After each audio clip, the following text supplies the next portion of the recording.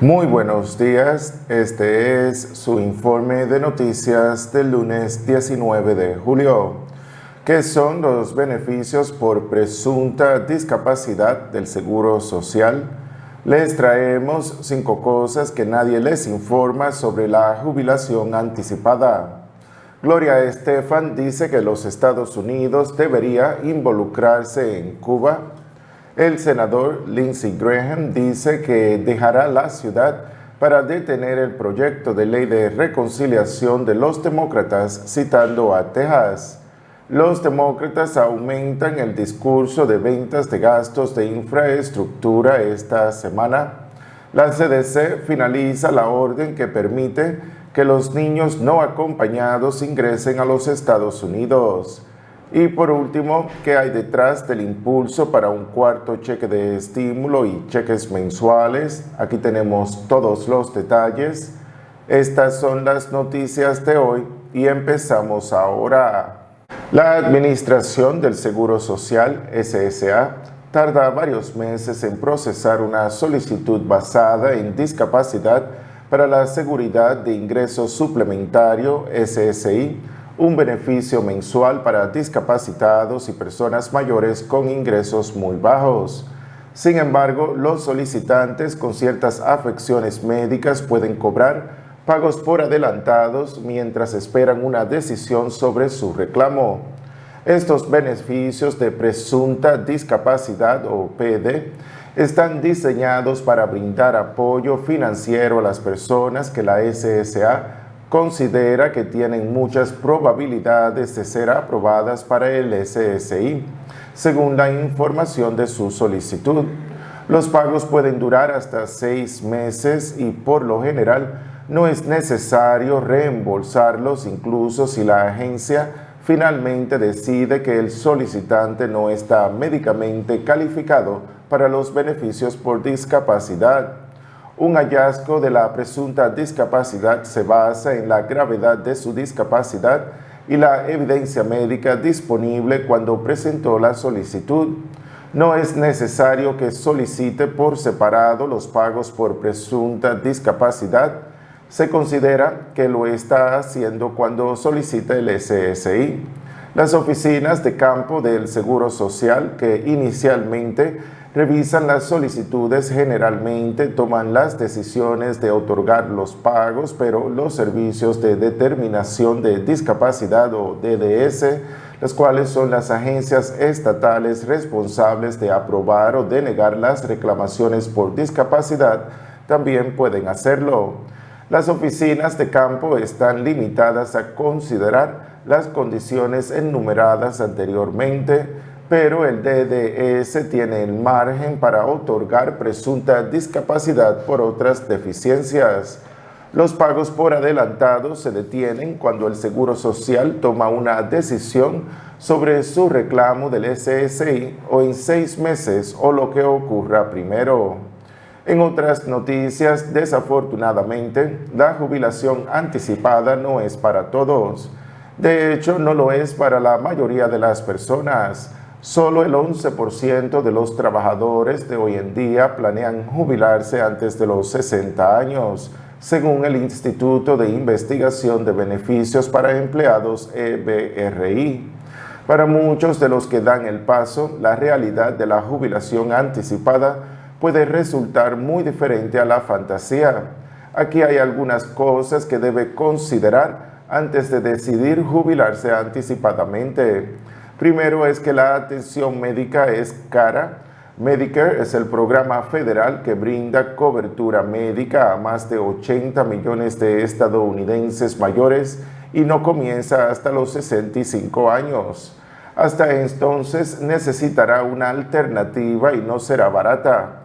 La ley actual dice que los costos de su seguro no pueden ser más del 8.3% de los ingresos de su hogar. Para una persona con ingresos familiares de $50,000, por ejemplo, un plan plata de nivel medio sería de $346 al mes o $4,000 al año. El segundo es que aprovechar sus ahorros anticipados puede ser costoso. Si se jubila antes de los 59 años y medio, generalmente pagará una multa del 10% por retiro anticipado de la mayoría de sus cuentas con impuestos diferidos, como la IRA tradicional y los planes 401k. Hay algunas opciones para obtener el dinero de la IRA antes de los 59 años y medio, pero es complicado y puede causar grandes multas si se hace incorrectamente. Y a menos que tenga una cuenta IRA Roth que se financia con contribuciones después de impuestos, deberá impuestos sobre la renta sobre la cantidad que retire de las cuentas tradicionales financiadas con contribuciones antes de impuestos. Si, por ejemplo, retira $20,000 de una cuenta IRA antes de los 59 años y medio, si se encuentra en la categoría de impuestos federales del 15%, pagará $5,000 en impuestos y multas, lo que le dejará con $15,000. El tercero es que es posible que tenga una vida muy larga por delante. Una mujer que se jubila a los 55 tendrá que hacer que sus ahorros duren 28.6 años en promedio, en comparación con 20.4 años si se jubila a los 65. Un hombre que se jubila a los 55 tendrá que estirar sus ahorros durante 25.1 años en lugar de 17.8. Y para las parejas que llegan a los 65 hay un cambio del 25% que en el cónyuge sobreviviente vive hasta los 98 años, según la Sociedad de Actuarios. El cuarto es que los gastos de vivienda no se retiran cuando usted lo hace. Jubilarse sin una hipoteca es un objetivo común para los futuros jubilados, pero es un objetivo que muchos no logran. Según una encuesta del American Financing, el 44% de los propietarios jubilados entre 60 y 70 años todavía tienen una hipoteca. Incluso si ha pagado su hipoteca, los demás gastos no desaparecen. El mantenimiento de la vivienda y el aumento de los impuestos a la propiedad pueden ocupar una gran parte de su presupuesto. El propietario promedio pagó $3,719 en impuestos a la propiedad del año pasado, un 4.4% más que en el 2019. El quinto es que gastará más dinero de lo que cree. Una regla general típica es que gastará alrededor del 80% de lo que gasta en la jubilación que cuando trabaja. Después de todo, no tendrá que entrar dinero en su cuenta de jubilación, desplazarse todos los días y de hecho pagar el impuesto sobre la nómina del Seguro Social, suponiendo que no tenga más ingresos del trabajo. Pero al menos en los primeros años de la jubilación, cuando es más joven y está más sano y se ha liberado de las limitaciones del trabajo, es muy posible que gaste tanto o más de lo que gastaba antes de la jubilación. Todos los días son sábados, una vez que no trabaja. Se despierta y busca cosas que hacer, básicamente como nos sentimos los sábados. Algunas cosas pueden ser divertidas y sociales y caras. La mayoría de las cosas cuestan algo de dinero, por lo que el sábado suele ser el día más caro de la semana. En otras noticias, la cantante de pop nacida en Cuba, Gloria Estefan, pidió a los Estados Unidos ayer domingo y a las Naciones Unidas que tomen medidas contra el gobierno cubano luego de las recientes protestas en el país. Estefan dijo que me duele el corazón por el pueblo cubano en la isla y por lo que ha pasado por más de 62 años, pero ahora dicen suficiente a pesar de las golpizas, los asesinatos y encarcelamientos, los abusos de poder, el hambre y el intento de destrucción de sus espíritus. Necesitan nuestro apoyo y el de los países democráticos libres del mundo. La ganadora de 3 premios Grammys es la última de varias celebridades en llamar la atención sobre las protestas que comenzaron a principios de este mes. Las protestas se producen en medio de una pandemia del coronavirus que ha perjudicado a la industria turística de Cuba, así como las sanciones estadounidenses en curso.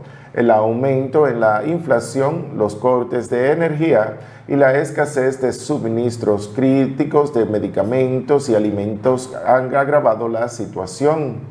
En otras noticias, el senador Lindsey Graham, republicano de Carolina del Sur, en una entrevista ayer domingo, dijo que estaría dispuesto a imitar las acciones de los demócratas de Texas y dejar la ciudad para evitar que los demócratas en el Congreso aprueben su paquete de reconciliación de 3.5 trillones de dólares. Graham dijo que me iría antes de permitir que eso sucediera y agregó que podemos aprender algo de nuestros amigos demócratas en Texas cuando se trata de evitar un paquete de impuestos de gastos de 3.5 trillones de dólares y dejar la ciudad. Los demócratas de Texas abandonaron el estado la semana pasada rumbo a Washington, D.C. para evitar una votación sobre una medida para imponer leyes de votación más restrictivas en el estado. Los demócratas no podrían permitirse una sola deserción de su grupo del Senado, pero el Partido Republicano no podrá detener la medida si los demócratas se mantienen unidos. Los republicanos han criticado la propuesta y Graham, que apoya una propuesta de infraestructura bipartidista separada que podría costar más de $1 trillón, dijo que estaba dispuesto a hacer todo lo posible para derrotarla. Los republicanos utilizaron las mismas reglas presupuestarias en la presidencia del expresidente Donald Trump para aprobar el proyecto de ley de reducción de impuestos. Graham argumenta que el aumento de gastos en las facturas contribuiría a la inflación.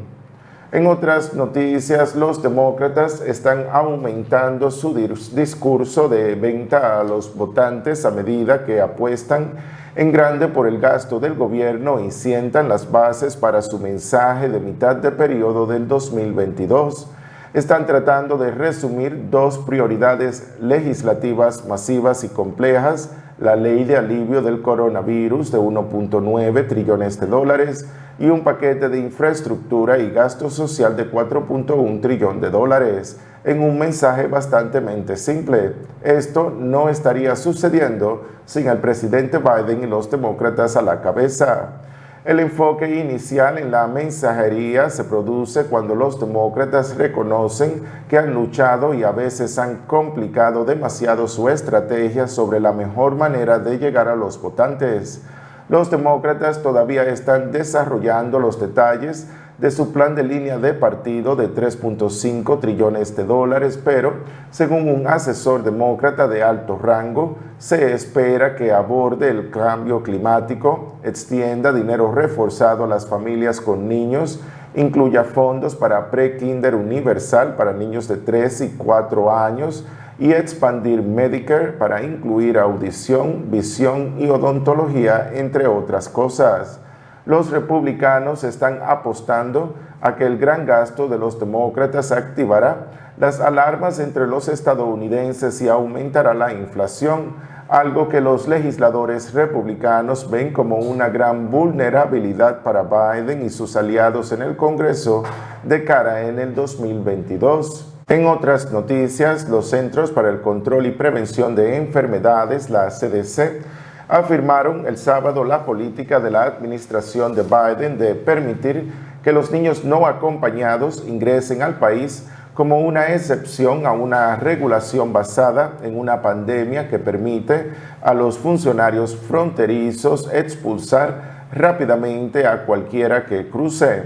La Casa Blanca de Biden se ha basado ampliamente en el llamado Título 42, que fue finalizado por la CDC bajo la administración del expresidente Donald Trump en marzo del año pasado, para expulsar rápidamente a los migrantes que cruzan la frontera, incluidos los solicitantes de asilo. Pero en medio del litigio, la CDC permitió temporalmente en febrero que la administración de Biden hiciera una excepción, y desde entonces el Departamento de Seguridad Nacional, DHS, ha permitido la entrada de menores no acompañados e incluso algunas familias que han permanecido detenidas mientras terminaban sus reclamos. La orden del sábado consolida el aviso de febrero y sigue una orden ejecutiva del presidente Joe Biden que ordena a la CDC que evalúe qué modificaciones deben hacerse al título 42. Los funcionarios de Biden han dicho repetidamente que la orden es necesaria, argumentando que los Estados Unidos tienen la obligación de proporcionar a los niños que cruzan la frontera solos y no pueden devolverlos a condiciones inseguras. Hasta el miércoles, el gobierno tiene más de 15,000 niños bajo su custodia mientras busca padrinos y familiares para los menores no acompañados. Aún así, se han expresado preocupaciones sobre el creciente número de niños bajo la custodia del gobierno. Y por último, tras el éxito de los primeros 3 cheques de estímulo que se enviaron a los estadounidenses para ayudar a brindar apoyos en las secuelas de la pandemia del coronavirus, ha habido reiterados llamamientos para que lancen un cuarto cheque de estímulo y que se envíen a las personas de bajos y medianos ingresos. Ha habido una petición con ya más de 3 millones de firmas y varios políticos también han instado al presidente Joe Biden a considerar trabajar con el IRS para un cuarto cheque de estímulo. Sin embargo, Biden ha dejado el futuro del cuarto cheque de estímulo en manos del Congreso. En repetidas ocasiones ha dicho que está abierto a las ideas y que escuchará lo que se le ocurra al Congreso, pero parece que el presidente no tomará la iniciativa en esta cuarta ronda de cheques de estímulo. Muchas personas se preguntan si habrá un cuarto cheque de estímulo. Bueno, en este momento el Congreso no ha comenzado a trabajar en la legislación para un cuarto cheque, con muchas personas subempleadas, sino desempleadas. Si sucede, entonces, ¿cuál es la fecha de publicación del cuarto cheque de estímulo? Bueno, cabe reiterar que actualmente no hay planes para un cuarto cheque de estímulo, pero si las cosas cambian, si el Congreso propone otra ronda de gastos de estímulo, esto sin duda se convertiría en una prioridad para todas las ramas del gobierno y podría aprobarse en un par de semanas. Luego el IRS trabajaría para enviar el dinero que varía, según el método de pago. Esto se debe a que los cheques de papel tardarán más en llegar a los destinatarios que los pagos electrónicos. Bueno, eso es todo lo que les tenemos por ahora. Espero que les haya gustado el contenido. No se olviden de darle like, no se olviden de suscribirse. Gracias por llegar a mi canal y hasta pronto.